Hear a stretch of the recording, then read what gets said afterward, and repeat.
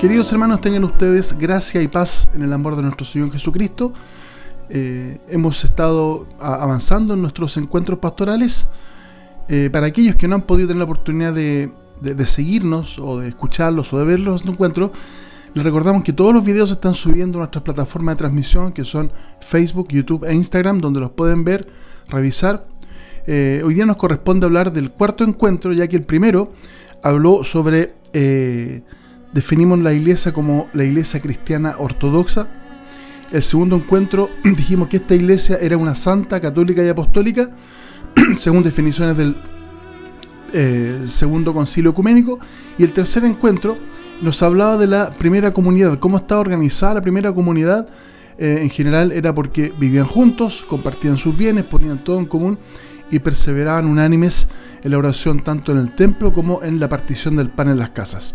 Hoy día nuestro cuarto encuentro vamos a hablar de las primeras comunidades cristianas.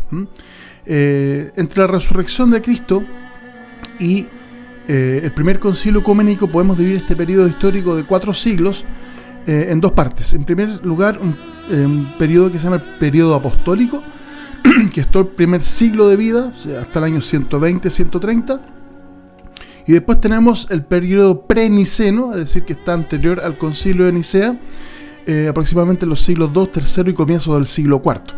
Después van a venir el periodo patrístico y otros periodos, ¿cierto?, que vamos a ver en su oportunidad. Pero la vida de los primeros cristianos ya la tenemos en Hechos de los Apóstoles, donde tenemos dos grupos de creyentes. Tenemos a los judíos por nacimiento, ¿cierto?, que eran los que habían creído en el Antiguo Testamento, en la Torá, y posteriormente habían seguido a Jesús. Y después tenemos un segundo grupo que son los conversos, ¿cierto?, o llamados prosélitos, porque eran los que habían seguido el camino de Jesús a partir de su religión pagana, conocidos como gentiles o también como las naciones. Entonces, ya en Hechos y en Gálatas, la epístola a los Gálatas, tenemos una primera comunidad cristiana formándose, tratando de tener identidad, tratando de tener independencia, con respecto a Jerusalén y sus líderes, que principalmente eran Pedro, Santiago y Juan. Y estas comunidades de prosélitos o de gentiles seguían la enseñanza de Pablo, que era conocido como el apóstol de los gentiles o el apóstol de las naciones.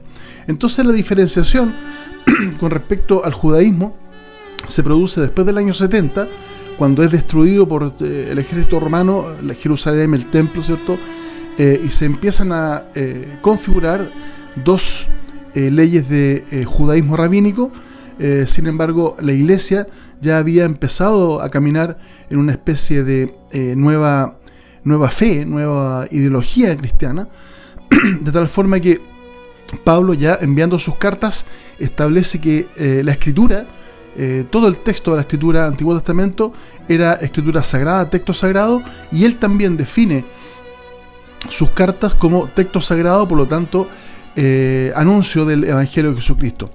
En la epístola a los Romanos, por ejemplo, tenemos una hermosa construcción teológica donde construye Pablo, valga la redundancia, la teología y la revelación de Jesucristo.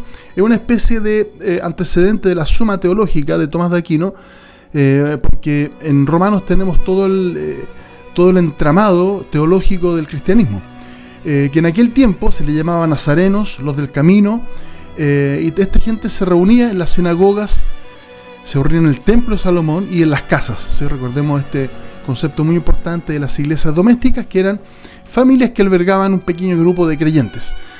La proclama, o el llamado que se hace en esta época, en el periodo apostólico, es una proclama de tipo profético, en el sentido de que vincula al Jesús, el Yeshua, el Nazareno, lo vincula con el Mesías anunciado, que cumple el plan de Dios definitivamente. Entonces Jesús pasa por la crucifixión y la resurrección, de tal forma que la Torá, ¿cierto?, tiene cumplimiento en la persona de Jesús, y se abre la nueva época, que es la época de la gracia del Espíritu. En este periodo, llamado el periodo apostólico, tenemos, sobre todo después del año 70, como dije, la dispersión fuera de Jerusalén. Los judíos salen de Jerusalén, los cristianos salen de Jerusalén, y se empieza a producir esta labor misionera de los apóstoles que habían, después de Pentecostés, como recordamos, habían adquirido fuerza, ánimo y valor con la presencia del Espíritu Santo en cada uno, y se empieza a producir esta diferenciación, esta separación gradual con respecto al judaísmo tradicional, cuando desaparece nuevamente, recordemos, en el año 70, el templo de Jerusalén. Entonces los creyentes necesitaban un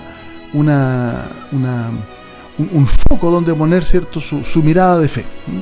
Las comunidades paulinas que comienzan a aparecer, ¿cierto? Tenemos a partir aproximadamente del año 45 el primer viaje misionero de Pablo, y resulta que en el año 50 aparece una tensión muy importante, muy fuerte, que está relatada en la carta a los Gálatas, entre dos grupos, los judíos tradicionales y los creyentes gentiles, ¿cierto? Los judíos tradicionales deseaban, y esto también enfocado en el liderazgo judío de Jerusalén, ¿cierto?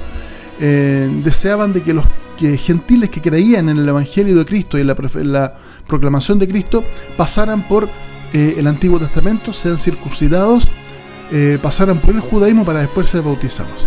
Pablo, debido a una controversia que tuvo con Pedro, decía que no, que los creyentes gentiles que aceptaban el Evangelio de Jesús directamente eran bautizados y finalmente pasaban a ser cristianos con pleno derecho. Esto está relatado en Hechos 15, donde el Concilio de Jerusalén, el Concilio Apostólico, dirime, ¿cierto?, de que no se le impongan cargas adicionales a los creyentes gentiles, sino que ellos, si creían, inmediatamente eran bautizados, pasaban a ser parte de la comunidad creyente.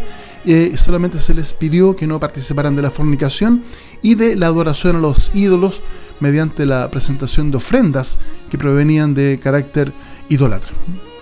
El año 51 aproximadamente tenemos, según los estudios actuales, la primera carta a los tesalonicenses, que vendría siendo el texto más antiguo del Nuevo Testamento, año 51, y ya el año 54 y 57, en ese periodo tenemos el tercer viaje apostólico de Pablo, que abarca todo lo que es hoy día Turquía, Asia Menor, en la época. Gálatas, tenemos la carta a los Gálatas, tenemos la carta a Filipenses, las cartas a Filipenses, Filemón y Romanos, como dijimos, la construcción teológica de la iglesia.